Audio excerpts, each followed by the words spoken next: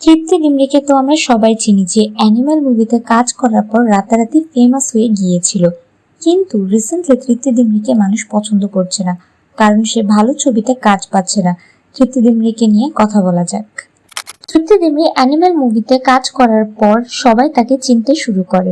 Recently তৃপ্তি ডিমরি বিকি কৌশলের সাথে bad news নামের একটা মুভি করেছে, সেখানে সে কিছু বোল্ড সিন করেছে।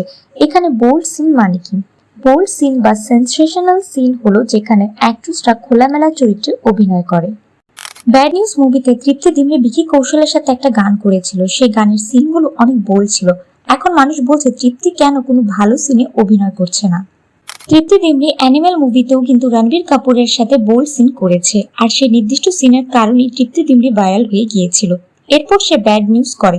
অ্যানিমাল মুভির আগে তৃপ্তি বেশ কিছু মুভিতে কাজ করেছে, যেমন কালা, বুলবুল, লাইলি, মজনু এক্সেট্রা। সেখানে সে অনেক ভালো ক্যারেক্টার প্লে করেছে, কিন্তু মানুষ তখন তৃপ্তি ডিমরিকে পাত্তা দেয়নি। ইভেন মুভি সেটও মানুষ তাকে দাম দিত না। কিন্তু অ্যানিমাল রিলিজ হওয়ার পর তৃপ্তি সবার কাছে অনেক দাম পেতে থাকে। অ্যাক্টর, প্রডিউসার, ডিরেক্টর সবাই তাকে অনেক মূল্য দেওয়া শুরু করে। বাট সাধারণ পাবলিক এসব পছন্দ করছে না।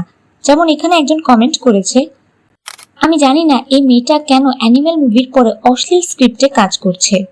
তৃপ্তি ডিমরি হয়তো অ্যানিমাল মুভির পরে এসব বোল্ড চরিত্রেই কাজ পাচ্ছে, সে হয়তো অন্য কোনো ভালো চরিত্রে কাজ পাচ্ছে না। একবার যদি কোনো আউটসাইডার যারা ফিল্মের ব্যাকগ্রাউন্ড থেকে আসেনি, তারা যদি কোনো বোল্ড বা সেন্সেশনাল সিনে অভিনয় করে, তাহলে তারা সেই টাইপের মুভিরই অফার পায়।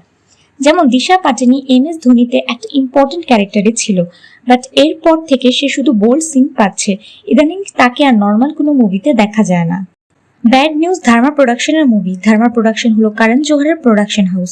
তৃপ্তি ডিমরি যদি শুরুতে এত বড় প্রোডাকশন হাউসকে মানা করে দেয়, এমনও হতে পারে যে পরবর্তীতে সে আর কোনো কাজ পাবে না। আর এখন হয়তো তৃপ্তি ডিমরি ভালো কোনো মুভি বা ওয়েব সিরিজে কাজ পাচ্ছে না, যার কারণে তাকে এই ধরনের অশ্লীল মুভি করে যেতে হচ্ছে।